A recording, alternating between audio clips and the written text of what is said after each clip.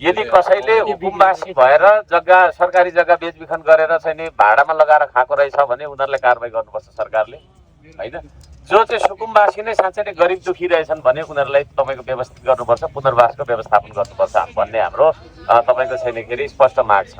यदि तपाईँले भने त्यसो भएको कारणले पहिला पहिचान गरेर गरेको भए त्यो हुकुमवासी भनेर जो भाडा लगाएर खाइरहेको थियो उनीहरूलाई कारबाही गर्न सकिन्थ्यो, होइन?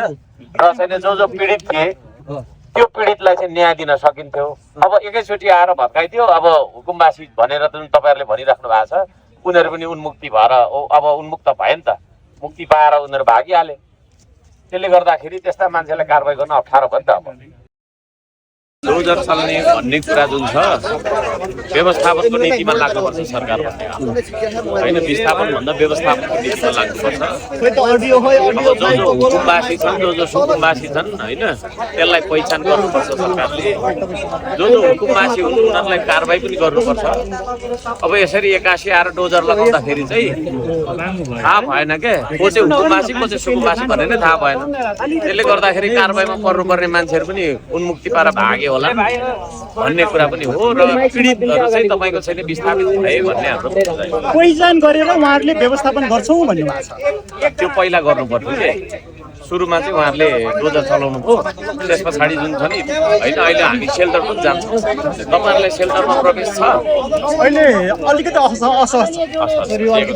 अब हिजोको प्रसङ्ग उठाउँछु म, जुन अनामनगरमा तल्ले बिल्डिङ तपाईँको सदस्यको भएको भनेको छ, यसमा के हो खास भन्नुहोस्? उहाँ हाम्रो सदस्य होइन, समर्थक चाहिँ हुँदो रहेछ। उहाँले त हिजो तपाईँको खुबै तारिफ गर्नु भएको थियो। तारिफ त मेरो जसले पनि गर्छ नि, तारिफ त जसले पनि गर्छ नि। म सदस्य होइन त्यसो भए? होइन, हाम्रो सदस्य उहाँ हुनुहुन्न, कुनै समितिमा पनि हुनुहुन्न। अब कतिले चाहिँ अब उहाँ चाहिँ हाम्रो नेता हो भनेर पनि भन्नुभएको छ, पार्टीको नेता हो भनेर। त्यो कुरा सत्य होइन।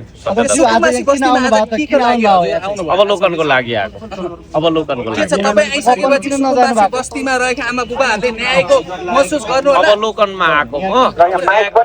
यदि कसैले हुकुमवासी भएर जग्गा सरकारी जग्गा बेचबिखन गरेर चाहिँ नि भाडामा लगाएर खाएको रहेछ भने उनीहरूलाई कारबाही गर्नुपर्छ सरकारले, होइन? जो चाहिँ सुकुम्बासी नै साँच्चै नै गरिब दुखी रहेछन् भने उनीहरूलाई तपाईँको व्यवस्थित गर्नुपर्छ, पुनर्वासको व्यवस्थापन गर्नुपर्छ भन्ने हाम्रो तपाईँको छैन के अरे स्पष्ट माग छ। यदि तपाईँले भने त्यसो भएको कारणले पहिला पहिचान गरेर गरेको भए त्यो हुकुमवासी भनेर जो भाडा लगाएर खाइरहेको थियो उनीहरूलाई कारबाही गर्न सकिन्थ्यो, होइन? र चाहिँ जो पीडित थिए त्यो पीडितलाई चाहिँ न्याय दिन सकिन्थ्यो। अब एकैचोटि आएर भत्काइदियो। अब हुकुमवासी भनेर त तपाईँहरूले भनिराख्नु भएको छ, उनीहरू पनि उन्मुक्ति भएर अब उन्मुक्त भए नि त, मुक्ति पाएर उनीहरू भागिहाले। त्यसले गर्दाखेरि त्यस्ता मान्छेलाई कारबाही गर्न अप्ठ्यारो भयो नि त। अब है, अब पीडित को थियो भन्ने बारेमा चाहिँ अब अहिले सेल्टरमा गएर बसिरहेको होलान्, उनीहरू पीडित होलान्, त्यहाँ पनि हामी जान्छौँ। अब सुकुम्बासीलाई व्यवस्थापन गर्ने विषयमा सरकारसँग तपाईँको छलफल भएको छ? बने होइन, अब जाँचबुझ आयोगहरू बने, तर भने अनुसारको हुन सकेको थिएन। अहिले बालिन सरकारको नेतृत्वको सरकार आएपछि भयो भनेर जुन जनताहरूले समर्थन गरिरहेका छन्, यो कुरामा चाहिँ त मैले भने त है, सुकुम्बासीहरूलाई गरिब दुखीलाई विस्थापित गर्नु हुँदैन। उहाँहरू पनि नेपाली हुनुहुन्छ, यो देश गरिबको पनि हो भन्ने हाम्रो स्पष्ट भनाइ छ। सुन्नु न, त्यस्तो छ। त्यसले गर्दाखेरि गरिबको पनि हो यो के अरे तपाईँको छैन के अरे देश। गरिबलाई विस्थापित गर्नु हुँदैन, सडकमा बस्नु बाध्य बनाउनु हुँदैन।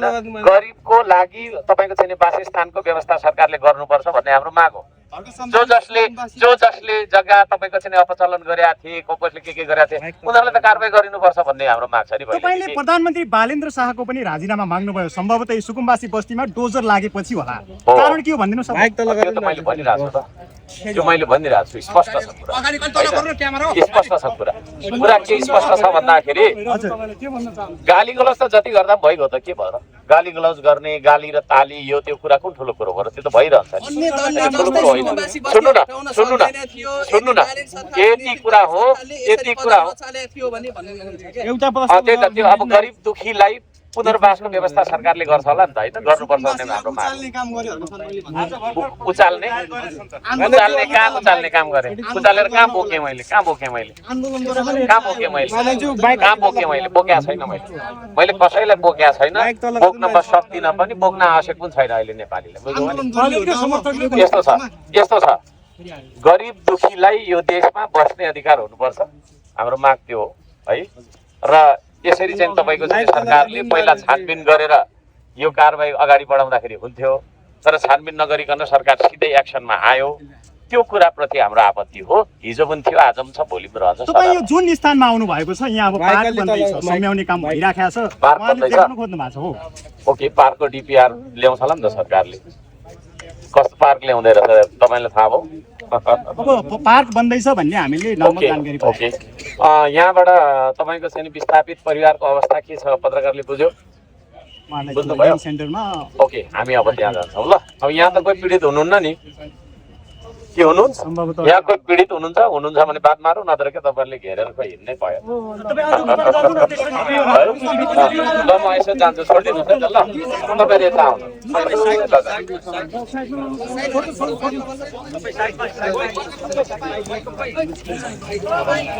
हुँदै यहाँ छ तपाईँ नपेलाउन बिजोग छ, कुकुरहरूको बिजोग छ, मान्छेकै बिजोग छ, कुकुरको के गर्नु? मान्छे त मान्छे भयो नि अझ बाँच्न सक्छ नि त, बोल्न सक्छ, खान सक्छ, जग कसरी सक्छ त? बिजोग छ, बिजोग कुकुरहरूको बिजोग छ।